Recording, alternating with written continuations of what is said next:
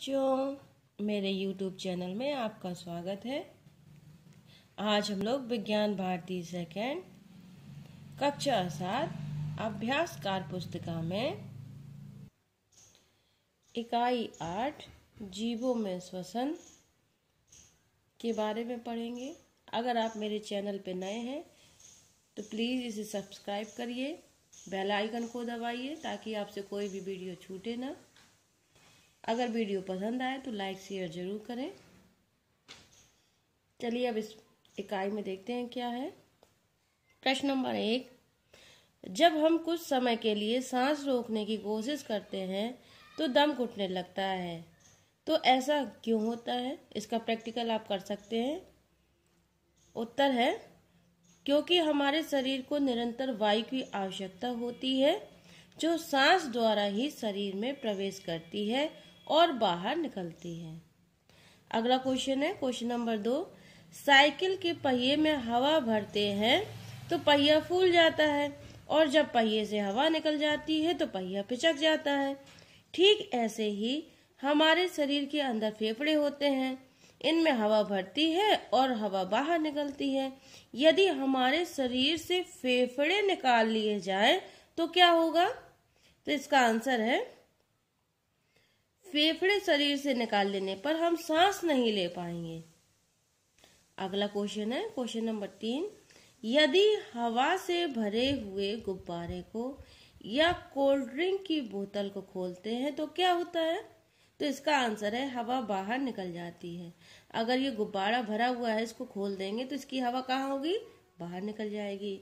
और cold drink की बोतल खोलते हैं तो इसके अंदर जो भी हवा होती है वो कहाँ जाती है? वो बाहर निकल जाती है। अगला क्वेश्चन देखते हैं। अगला क्वेश्चन है हमारी नाक हवा को अंदर खींचती है, सांस लेने में ली गई हवा को साफ करती है।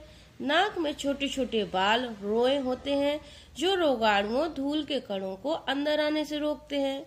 नाक बाहर की हवा को अंदर आने पर हवा का तापमान भी नियंत्रित करती है।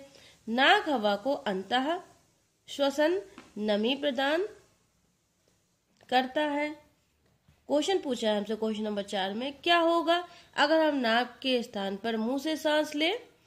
तो इसका आंसर है मुंह से सांस लेने पर रोगाणु व धूल के कण श्वास नलिका से होते हुए फेफड़ों तक पहुंच जाएंगे। वह हवा का तापमान भी नियंत्रित नहीं हो पाएगा। अगला क्वेश्चन देखते हैं। सर्दी जुकाम होने पर सांस लेने में कठिनाई क्यों होती है? तो इसका आंसर है जुकाम होने पर धूल के कण हवा में प्रदूषण की वजह से श्लेष्म में सूखकर गाढ़ा हो जाता है, जिससे सांस लेने में कठिनाई होती है। जो हमारी नाक के अंदर श्लेष्म निकलता है और जब धूल के कण उसके अंदर नाक के अंदर जाते हैं तो उससे क्या होता है, हवा गर्म होती रहती है और वो हमारे सूखता रहता है, गाढ़ा हो जाता है। गाढ़ा होने से नाक हमारी बंद हो जाती है जिससे हम सांस नहीं ले पाते हैं। अगला है वातावरण की ऑक्सीजन युक्त वायु नाक से फेफड़ों तक पहुंचना अंतः श्वसन तथा फेफड़ों की कार्बन डाइऑक्साइड युक्त वायु को नाक द्वारा बाहर निकालने की क्रिया को उच्छ्वसन या निःश्वसन कहते हैं। अंतः श्वसन प्लस उच्छ्वसन बराबर श्वासोच्छ्वास, सांस लेना तथा सांस छोड़ना। अंतः श्वसन सांस लेना, उच्छ्वसन सांस छोड़ना, ये क्रिया हो रही है। प्रश्न नंबर 5 है, जरा सोचिए मछलियों, काकरोच, केचुए में तो नाक नहीं होती है, तो ये सांस कैसे लेते हैं? इसका आंसर है मछलियां गिल्स की सहायता से, काकरोच ट्रैकिया द्वारा और केचुए में त्वचा द्वारा श्वसन होता है। इसी तरह ये लोग अपना सांस लेते हैं। अगला क्वेश्चन है क्वेश्चन नंबर 6, सुमेलित कीजिए। तो कॉलम आ कॉलम बा से हमें मैच करना है। तो मछली बनी है, ये सांस लेती है गिल्स से यानी गलफड़े से। काकरोच लेता है ट्रैकिया से और केचुआ लेता है त्वचा से। अगला क्वेश्चन देखते हैं। अगला क्वेश्चन है क्वेश्चन नंबर 7, चित्र को देखकर बॉक्स में अंक का नाम लिखिए। तो ये बना है इसका नाम होता है नासाद्वार, ये बने इसका नाम है फेफड़ा। मनुष्य के श्वसन के विभिन्न अंग। अब दिया है क्या, ऑक्सीजन युक्त वायु अंतः श्वसन द्वारा फेफड़ों तक, इसके बाद रक्त के माध्यम से प्रत्येक जीवित कोशिका में पहुंचकर उसमें उपस्थित भोज्य पदार्थों को विखंडित ऑक्सीकरण करती है। इस संपूर्ण प्रक्रिया को श्वसन कहते हैं। ये श्वसन की परिभाषा हो गई, इसको याद कर सकते हैं आप। नासाद्वार, ये वायु प्रवेश करती है जब हमारे शरीर में, ये उसका रास्ता बना हुआ है। सबसे पहले नासाद्वार, फिर नासा गुहा, फिर ग्रसनी, उससे होती है श्वास नली, उसके बाद श्वसनिया, फिर हमारी फेफड़े तक पहुंचती है। उपरोक्त प्रक्रिया को श्वसन प्रक्रिया कहते हैं। प्रश्न नंबर 8 है, सही कथन के आगे सही तथा गलत के आगे गलत का चिन्ह लगाइए। प्रश्न नंबर 1 इसमें दे रखा है, श्वसन एक रासायनिक प्रक्रिया है जिसमें ग्लूकोज का अणु कार्बन डाइऑक्साइड तथा जल में अपघटित होता है। तो ये हमारा वैसे तो सही है, लेकिन इसमें ऑक्सीजन भी मुक्त होती है, ये भी देना चाहिए। तो इसको अगर ऑक्सीजन को छोड़ना है तो ये सही हो जाएगा, नहीं वैसे तो गलत है। अगला क्वेश्चन है क्वेश्चन नंबर 2, श्वासोच्छ्वास कोशिकाओं के बाहर होने वाली क्रिया है, तो ये सही है। श्वासोच्छ्वास में ऊर्जा खर्च नहीं होती है, ये गलत है। श्वसन में ऊर्जा मुक्त होती है, ये सही है। क्वेश्चन नंबर 9 है, मास्टर जी ने ललित 12 वर्ष को, उसके छोटे भाई 1 वर्ष, उसके पिताजी 35 वर्ष तथा उसके दादाजी 65 वर्ष 1 मिनट में कितनी बार सांस लेते हैं, स्टॉप वॉच की सहायता से जांच करने के लिए कहा।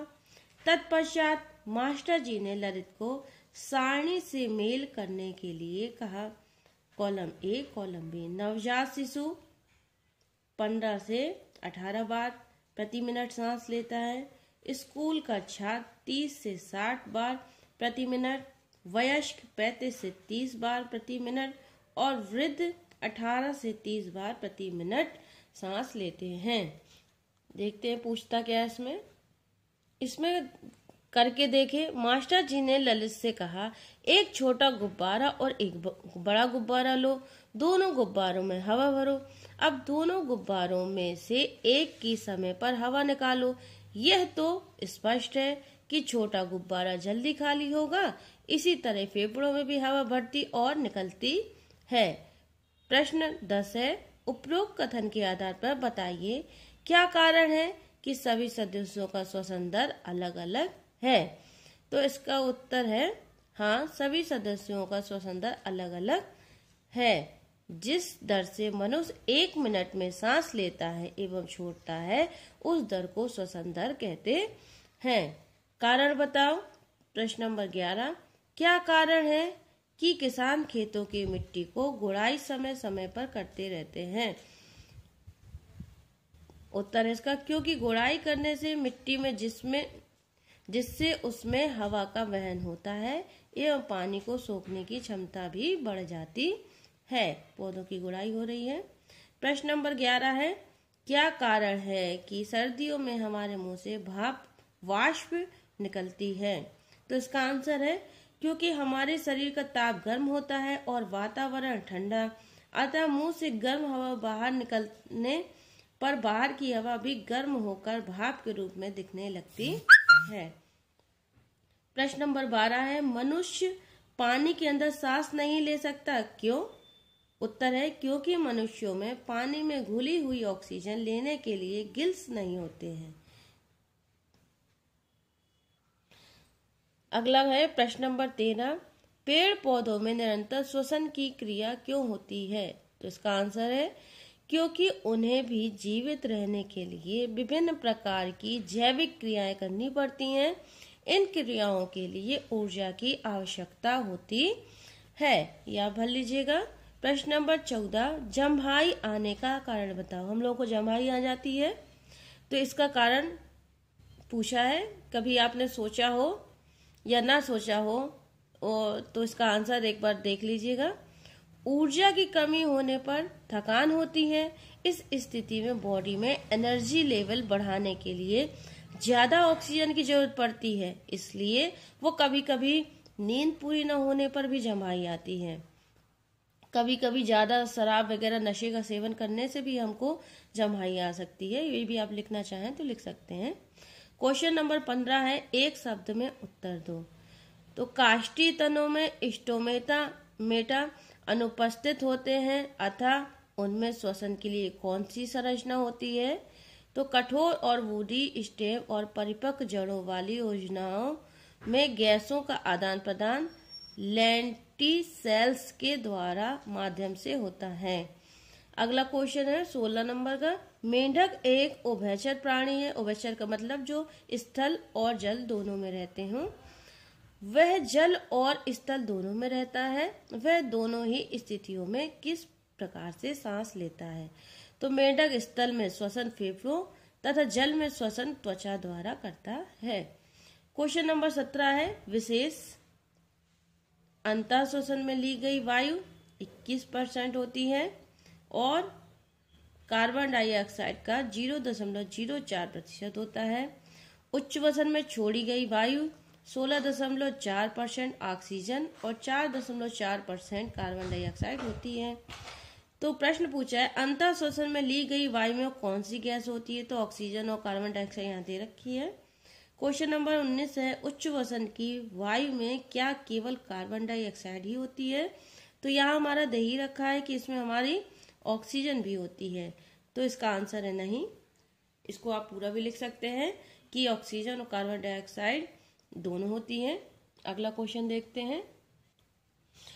अगला क्वेश्चन है क्वेश्चन नंबर 20, हिचकी आने का क्या कारण है? तो उत्तर है, हिचकी आने की कई वजह हो सकती है, जिसमें कुछ शारीरिक होती है, कुछ मानसिक। ऐसा इसलिए होता है कि तंत्रिका में आई दिक्कत दिमाग और डायफ्राम से जुड़ी है। बहुत ज्यादा और जल्दी खाने की वजह से भी हिचकी आती है। जल्दी जल्दी खाते हम और बहुत ज्यादा और जल्दी जल्दी खाते हैं, उसकी वजह से भी हमको हिचकी आ सकती है। अगला क्वेश्चन है क्वेश्चन नंबर 21 और ये आखिरी क्वेश्चन है इस पार्ट का, इस इकाई का। छींकना श्वसन क्रिया के अंतर्गत आता है कि नहीं? तो छींक आने पर, पहले इसके बारे में थोड़ी जानकारी ले लेते हैं। छींक आने पर हमारे नाक में मौजूद कीटाणु बैक्टीरिया बाहर निकल जाते हैं।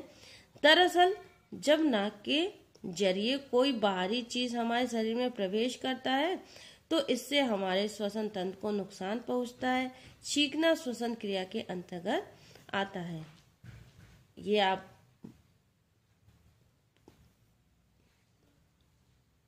अपनी अपनी बुकों में भर लीजिएगा।